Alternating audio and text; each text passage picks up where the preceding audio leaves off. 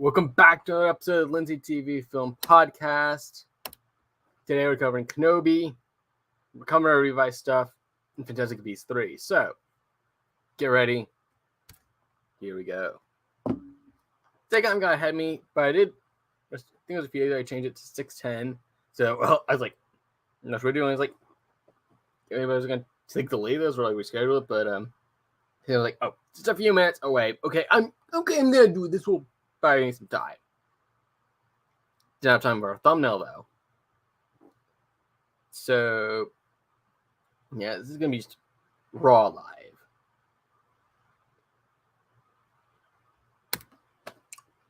So start with Kenobi. That's the big thing. That Star Wars kind of last time I was doing the pre-recorded thing, but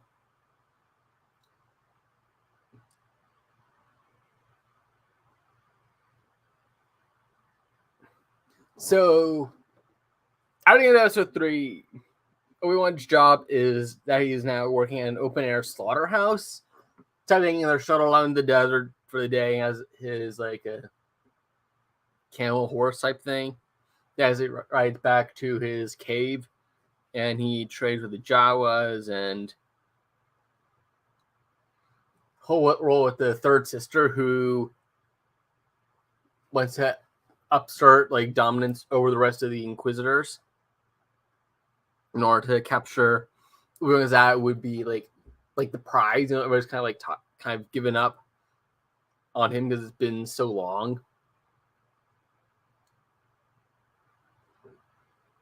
And because that there's that leg goes missing, and the King Queen of all around decided I was the only one that should know and capture, and he finds her on planet Dayu.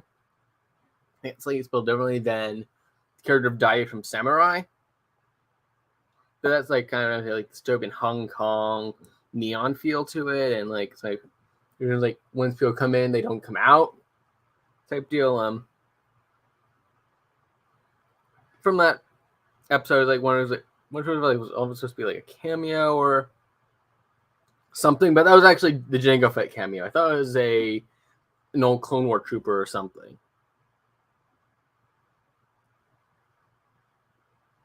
And obviously, I kind of feel like I think it was too similar to Amanda, and so some of the episodes were delayed just in the second half of the series to make it different enough. And more like, but like, I feel like Kenobi is more like in danger than I feel like. Is that they were going to kill the kid anyway, which this is not necessarily the case with Leia. There's the whole fight scene on the planet after they try and rescue her in the cave planet with the double agent. It's a corner right here. Oh, don't worry about it, but they kill the guy that was going to take them out. And then so they take Leia again while they're fighting, and they believe they're killing all the fire and stuff, but survive. And they deleted her droid. I think the worker droid that was in the old bunker to take care of him. While third sister tries to hit Leia about all the stuff, and then she later basically messes with her little droid Lola, and that becomes a homing device. Once Obi-Wan comes, they try to do the rescue and stuff. And they're actually like tween teenagers pilots that come in for the rescue. One of them is the older one is killed, but the only one survives with our crew in hand. And so there's like a whole like another like kind of more like a spaceport, like where you dock, where they have vehicles dock and stuff. And so that's the second battle with Vader, and where the Diligent is killed off. She sacrifices herself, knocks out a couple of troopers, another battle between Vader and Obi-Wan in the base.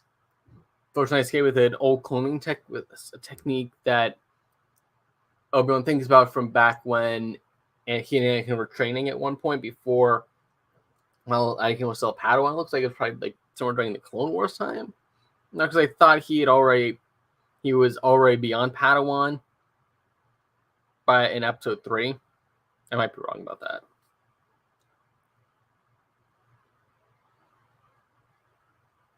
I think it's sort of like one of Tala's suicide, and then he was in the finale as well, and that like putting Luke in danger. But in the end, the third sister decides not to kill Luke because it makes no more different than Anakin was. I think it's kind of where the story is for now, and so if she was killed off, or she might kind of be like a rogue at this point, and so it's kind of coming off hiding a bit more, I guess. So they're gonna start ramping up. There's another season. I think there's another season in the works already that's probably gonna be focused more on Luke or Obi-Wan himself and sort of the revelations of what just happened in the first season.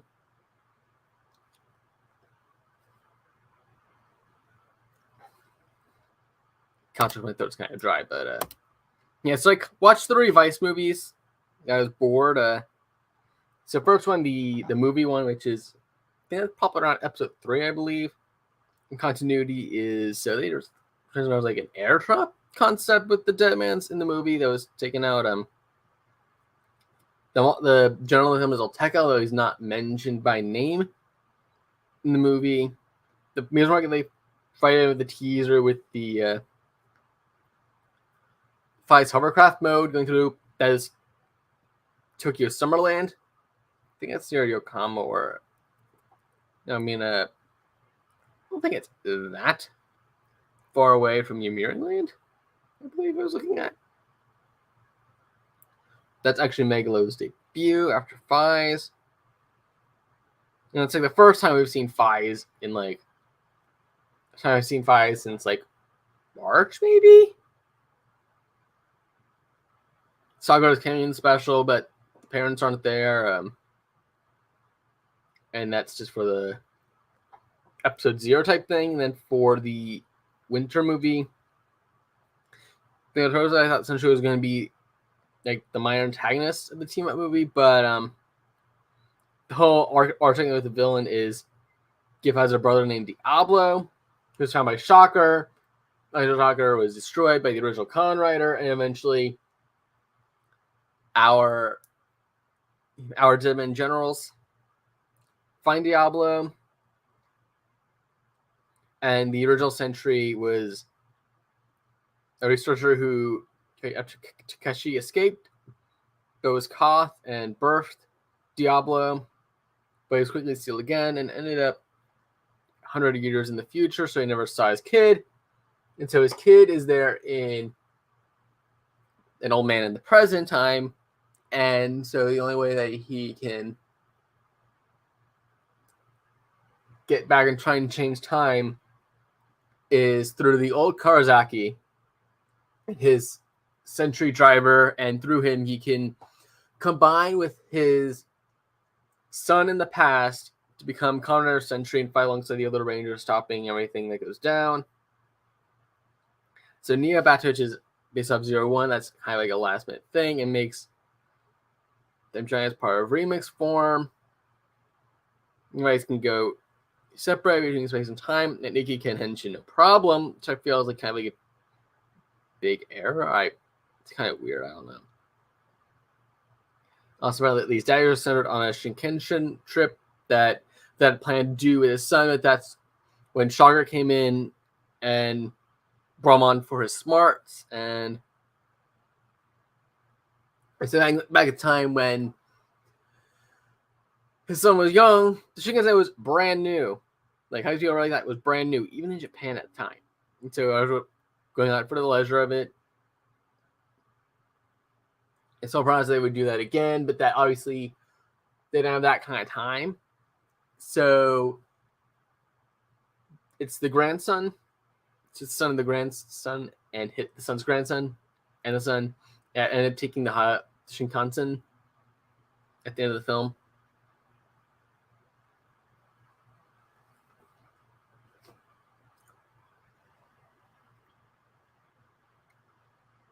But for Revice, the backlog is from when Bart finally shares the ice form, and when Akemi dying, and Henry coming back in, and so Dad sacrificed himself after that because of the gift cells in order to create the final form of the Father X. The part that heads towards gift, and that's when they used the Petrodon form to get it at the very last second. It shows a cloning technique in the first episode, and technically, during the engine, they fuse together and they unfuse. It's kind of interesting. And so he assists Weekend with their social clone of the errats of the ex-Phoenix people. And we kind of see a card kind of attached to the story marriage as if they were real, and both of them get killed off. I feel like the mom dies first, and I feel like how Dad was acting. I think we're all kind of like, was doing it like he was kind of messed up, and so then I think he kind of came around to his son's point to Hikaru's point that there is a feeling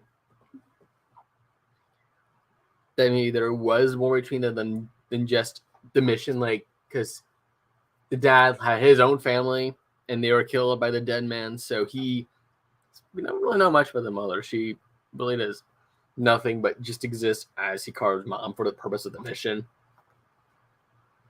But Hikaru is kind of out of it for the upcoming movie, and so that's just the Igarashis and the remaining dead mans, which are Aguilera, Hana, and Go, who was Julio for the movie. So we've seen that. So Go is actually going to be over demons in the Battle Familia movie. Well, yeah, Vice was for a contract Daiji, but like obviously with the weakness of the dad, that he's doesn't by his own, that he's still going to be powered by the Vice stamps to keep his soul, and so now coming into an arc with the stream and a new form for Veil. So we're probably gonna see the end of Veil this month. And obviously, more recently, parents finally learned about the whole memory thing with Iki and the whole demons are, I guess. They're kind of like the equivalent of the player writers, and they kind of fulfill like sort of like a role of reinforcements, and they're based off the demons and Veil forms with slightly different visors and stuff. They're kind of cool. And they have a special like spider and stag trooper forms, like kind of what they're called, I guess. But it's kind of like this kind of does show kind of like how things kept getting dragged out in Tokusatsu, because those run on like things like 40 episodes across 52 weeks, because they have New Year's. They always take off that. And then there's usually something that's like they're usually interrupt for something at some point, for like a week. Finally, most recently, Fantastic Beasts 3, I have been waiting until after the stream to watch Trio of Deep Sin, but I have watched more episodes. So I was like, I don't have a lot for the next episode, which shout out that will be the Dawn Brothers portion. Those reviews to break it up, because after that would be August, and might as well by that time it might be over. So it's kind of breaking up, making it more make sense. Whether there's another stream in July, my main focus would be July, Kamen Rider Veil, and the Saber spinoffs, and then cover some thoughts on Ranger Station. I don't know. My mom can't find the email with the tickets.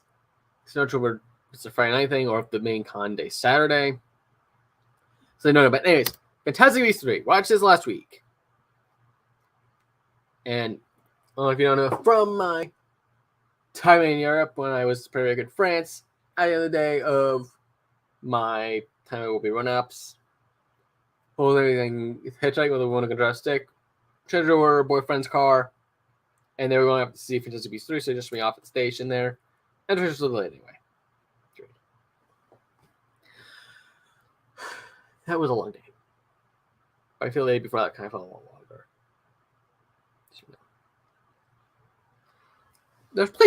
They went out planning having 2 more movies. I don't think they need that. And they have nothing for on that, but it's like Michael's seeing like a Queenie and Jacob spinoff, or one about like kind of like Credence and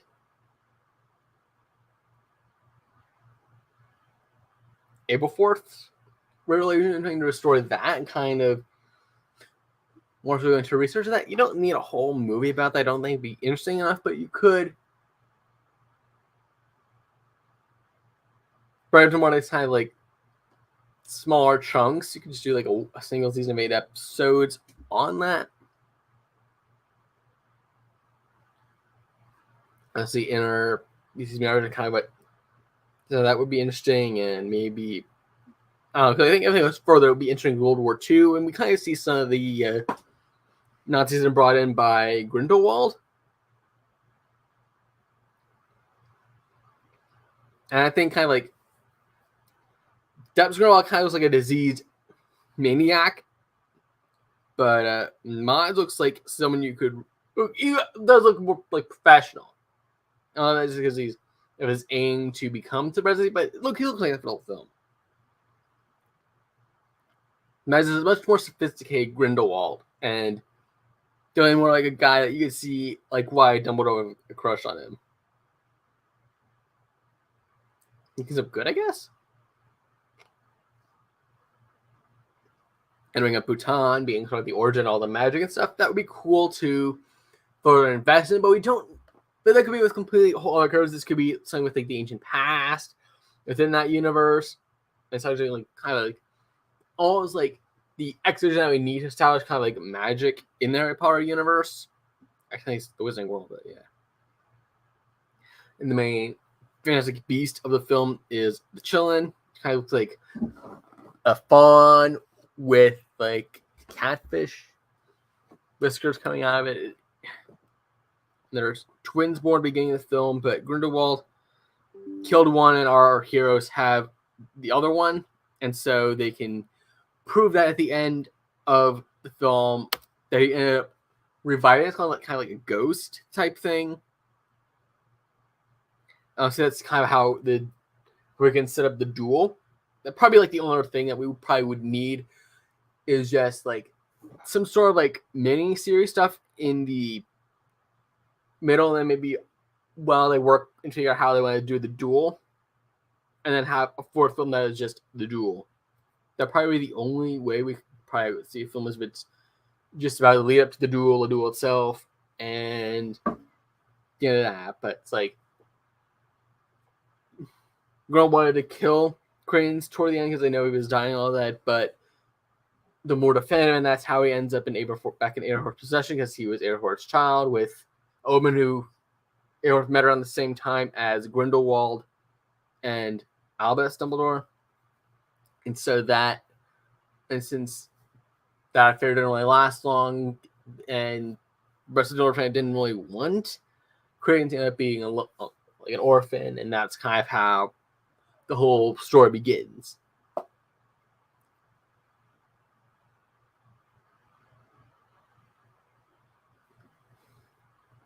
It kind of feels like tied off, but it's like there could be some more like tidbits and sort of like thinking more about the laws of the Wizarding World, basically. But the only other thing, sort of like what a theatrical release would be the duel itself, and maybe some other, basically more like development of sort of like showcasing the laws on screen, but sort of the whole debate with J.K. Rowling and all that. I really don't see how that could happen. Sure, as long as I can prove apologies well mean, then May Warner can sort of pick up the pieces and do at least some of those spin-offs at first, and maybe a fourth one with the duel. Not 4 or 5. The only thing there's really a matter with that, sort of like length and stuff, but yeah, I think that's all I have on my mind right now. But again, as I was said before, cutting Fantasy Beasts, July 21st, tentative date for next stream. We done Brothers, Kamen Reveal, the Saber stuff, which is the Sword of Lewis chapters, and Tree of Deep Sin, plus thoughts from Ranger Station, which I'll probably put at the top of the stream. So yeah, till next time, comment, subscribe, strike the bell. Buenas noches, buenos suerte, hasta luego.